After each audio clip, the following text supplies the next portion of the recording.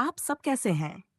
आज हमारे पास एक बहुत ही खास मेहमान है, हमारे सीईओ श्री ऐश। मुझे बुलाने के लिए धन्यवाद, रेड। आपने बहुत अच्छा काम किया है और आखिरकार मैं उस कुर्सी पर बैठा हूँ जिस पर मैं बैठना चाहता था। इसलिए इस अवसर के लिए धन्यवाद।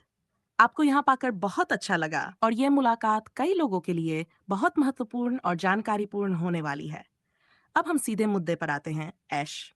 मेरा पहला सवाल है, 2019 में ऑन पैसिव का विचार शुरू करने के लिए आपको किस बात ने प्रेरित किया? निश्चित रूप से कुछ मुख्य कारण हैं, लेकिन शायद सबसे महत्वपूर्ण यह है कि मैंने ऑन पैसिव को अपने लिए नहीं, बल्कि दूसरों के लिए बनाया। मैंने नेटवर्किंग, सहबद्ध विपणन और बिक्री में कुछ वर्षों तक काम किया। मुझे लगा कि ये एक बेहतरीन व्यापार मॉडल है, क्योंकि एक बार व्यवसाय स्थापित करने के बाद आप अच्छा और ग्राहक से निपटना कठिन हो गया। मुझे लगा कि एक सच्ची कंपनी होनी चाहिए जो सच्चे उत्पाद प्रदान कर सके और जिसका उपयोग हम ईमानदारी से कर सकें। दूसरी ओर, मैंने हमेशा बेहतर तकनीक का सपना देखा जो कम जटिल और अधिक किफायती हो। 2028 की शुरुआत में मैं उस बिंदु पर पहुंच गया जहां मैंने कहा, अब और नहीं। कोई उम्मीद नहीं बची थी। भले ही मैंने विचार और खाका तैयार किए और उन्हें आर्थिक सहायता दी, लेकिन परिणाम वैसा नहीं आया जैसा मैंने चाहा था।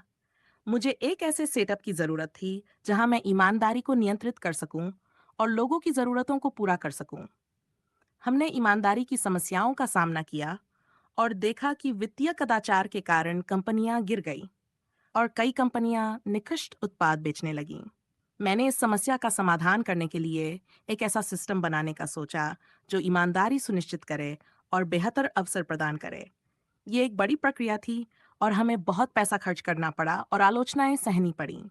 लेकिन हमने चुनौतियों के बावजूद आगे बढ़ने का फैसला किया। परिणाम ने हमें चौंका दिया और ये वास्तव में एक साहसिक कदम था।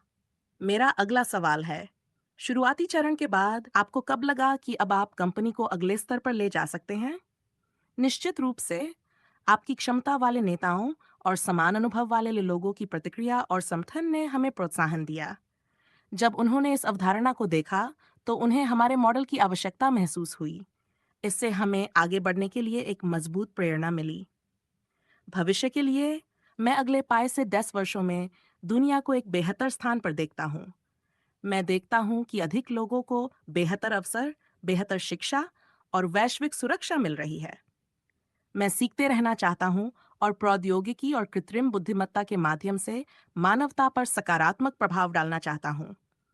हम उन क्षेत्रों में अच्छा करना चाहते हैं जिनमें हम काम करते हैं।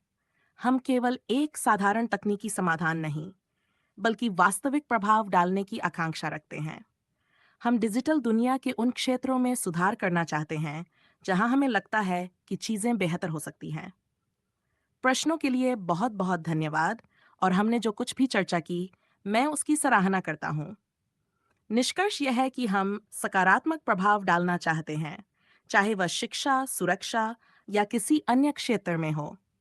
हम चाहते हैं कि हमारे काम की वजह से दुनिया बेहतर स्थिति में हो। मत भूलिए संस्थापक, महान बने रहिए।